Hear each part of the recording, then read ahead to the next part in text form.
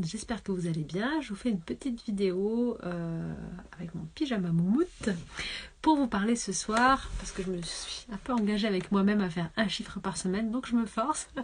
La vie personne pas, je me force, non. Faut que je le fasse et quand je commence à parler, après je suis contente. Donc aujourd'hui, ce soir, je vais vous faire encore un numéro, un chemin de vie. Et ce soir, j'ai décidé de vous faire le chemin de vie 3. Donc, pour ceux qui ont le chemin de vie 3, cette vidéo va vous parler. Je récapitule comment est-ce qu'on calcule le chemin de vie. Vous prenez votre jour de naissance, plus votre mois, plus votre année, et vous réduisez le tout pour que ça tombe sur un chiffre de 1 à 9, parce qu'en numérologie, on garde 9 cycles. Donc par exemple, je donne toujours mon exemple, moi je suis née le 6 janvier 1987, donc je fais 6 plus 1, qui donne 7, et ensuite j'additionne aussi 1987, donc 1 plus 9 plus 8 plus 7, ce qui me donne 25, ce qui nous donne 7 aussi. Donc je fais 6 janvier plus 1 plus le 7 de mon année plus 7, ça nous donne un chemin de vie en 5. En fait ça donne 32 qui donne 5 à la fin. Et donc là ce soir, donc, si vous calculez que vous et que vous avez du 3 dans votre chemin de vie, la vidéo va vous parler. Alors peut-être que vous vous reconnaîtrez si vous avez du 3, que ce soit dans votre âme, dans votre jour ou dans votre année. Mais le chemin de vie, c'est ce que j'expliquais la dernière fois, c'est pas la même chose en fait. Le chemin de vie, c'est un petit peu le décor de votre vie. Imaginez que vous êtes une voiture, un véhicule, vous avez votre carrosserie, la matière, le concret. Vous avez ensuite le moteur qui fait tourner la voiture. Et vous avez ensuite l'énergie, l'essence que vous mettez dans la voiture. Ça, ce sont vos chiffres en interne, le jour, le mois et l'année. Mais après, vous avez la route sur laquelle vous roulez avec la voiture. Et bien ça, c'est le chemin de vie. Et on part du postulat que la route, en fait, le chemin de vie, c'est pas, il n'y a pas de destination, mais il y a plutôt le chemin qui est la destination, en fait. C'est le truc de se dire, si je suis sur le bon chemin, en fait, je vais vivre plein d'expériences qui vont me ressembler. Mais finalement, je ne cherche pas à aller quelque part. Je cherche à être pleinement dans mon instant présent. Pour avoir une étude sur votre chiffre, sur vos chiffres de naissance ou une complémentarité en duo avec quelqu'un, vous pouvez aller directement sur mon site stephaniedordain.com. J'ai des coffrets numérologie, qui suis-je et quelle est la nature de notre relation. Donc, le 3. Alors, le 3, c'est le chiffre de manière générale de l'enfant. Donc je vais vous donner les versions positives et les versions négatives. En fait, on a toujours nos qualités et nos défauts, et donc je peux avoir le bon côté de mon 3 comme je peux avoir le mauvais côté de mon 3. Alors, un décor de vie en 3, donc on est vraiment sur l'enfant, mais alors l'enfant sous toutes ses formes. Quand je dis enfant, ça peut être aussi l'enfant intérieur, c'est un petit peu le 3, le défi d'exprimer son être intérieur, de laisser parler, de laisser exprimer son enfant intérieur. Le 3 va voir le monde comme un enfant. Il va garder tout au long de sa vie son regard en fait un peu émerveillé sur le monde, un petit peu comme cet enfant qui voit la beauté partout, qui voit la magie partout. Le 3 est un personnage qui va, surtout dans le chemin de vie, qui peut avoir tendance à avoir des traits, à ne pas vraiment vieillir, en fait, à avoir des avantages physiques et on a l'impression que c'est un enfant.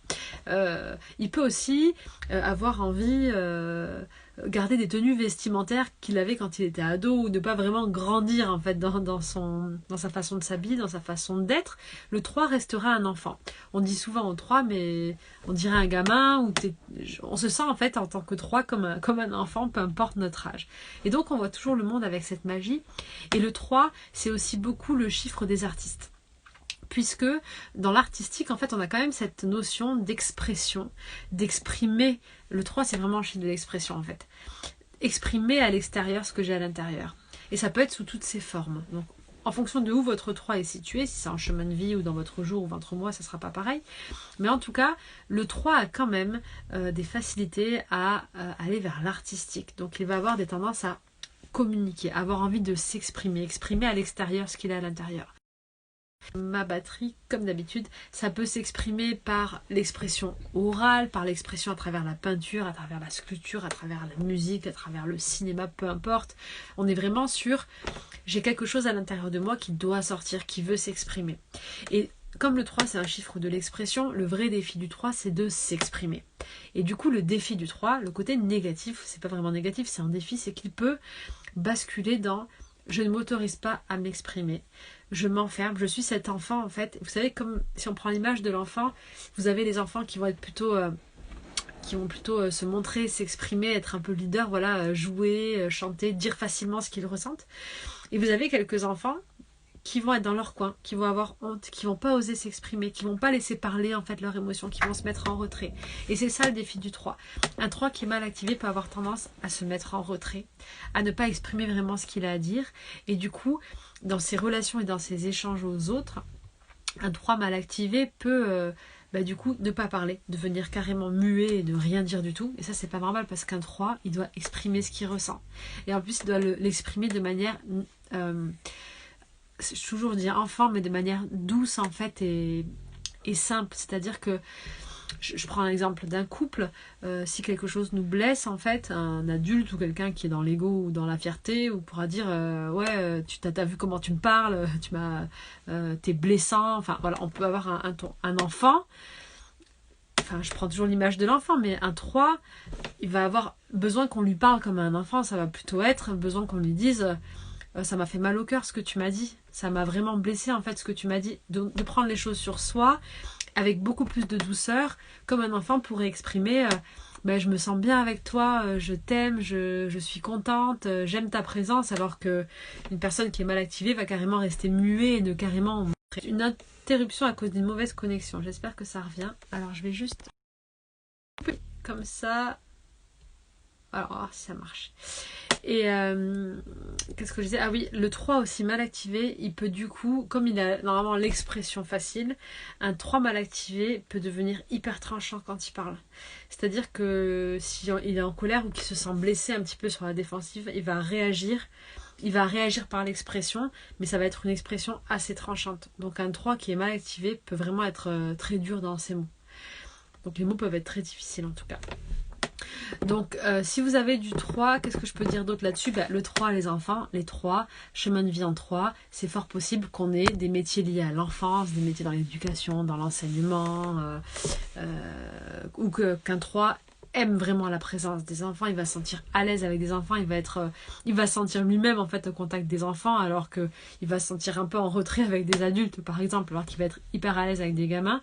Donc il peut choisir des métiers dans l'artistique ou des métiers en lien avec l'enfance.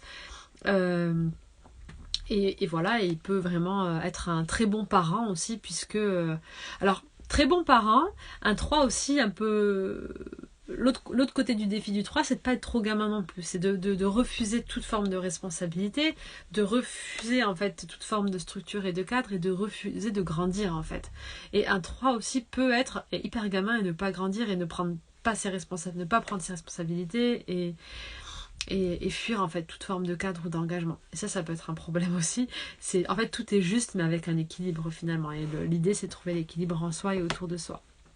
Et pour conclure, un parent en 3, autant ça peut être quelqu'un qui va super bien communiquer avec les enfants et qui peut...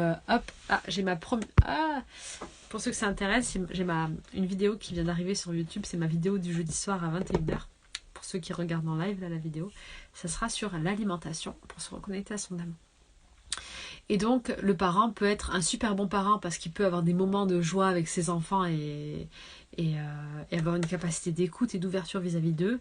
Mais là où ça peut être un défi, c'est qu'il peut perdre son rôle d'adulte et ne pas mettre de cadre, ou alors de discuter avec ses enfants et comme s'il parlait à ses copains et bref se disputer avec et avoir des conflits, des choses comme ça. Donc ça c'est le défi du 3. Voilà, je pense que j'ai à peu près tout dit sur le 3. Alors juste, je voudrais revenir, je le mettrai en commentaire, mais juste, et peut-être que ceux qui regardent la vidéo, c'est que vous devez l'entendre. J'ai fait la semaine dernière la vidéo du 5 et j'ai oublié de vous dire un truc hyper important sur le 5. Donc si vous avez du 5 en vous, en chemin de vie, je le remettrai en commentaire. Si elle revient, voilà, elle est revenue la connexion. Ceux qui ont du 5 sont quand même des guérisseurs. Et ce que je disais, c'est qu'un 5 mal activé, normalement il s'auto-régénère, il se régénère tout seul, en fait il s'auto-guérit, il a vraiment des capacités de régénération qui sont très importantes, le 5. Un 5 mal activé, pour savoir de suite en fait s'il est bien ou pas, il va être malade, il va choper tout ce qui bouge, il va avoir mal au dos, des douleurs, des courbatures, il va vraiment être mal, des problématiques vraiment physiques, de peau, de cheveux. Un 5 mal activé, ça se voit de suite physiquement, puisque du coup il fait l'effet inverse, il tombe malade en fait. Et il absorbe vraiment tout autour de lui et c'est pas bon du tout. Donc si vous avez du 5 en tout cas et que vous êtes souvent malade, c'est que votre 5 n'est pas activé. Normalement vous êtes un guérisseur, vous êtes hyper rayonnant, vous avez besoin de rien en fait pour être bien et vous guérissez malgré vous. Voilà pour ce soir. J'espère que cette vidéo vous aura plu. Je vous fais de gros bisous. Rendez-vous sur ma chaîne YouTube pour la vidéo du jeudi soir. Et je vous dis à très bientôt. Salut!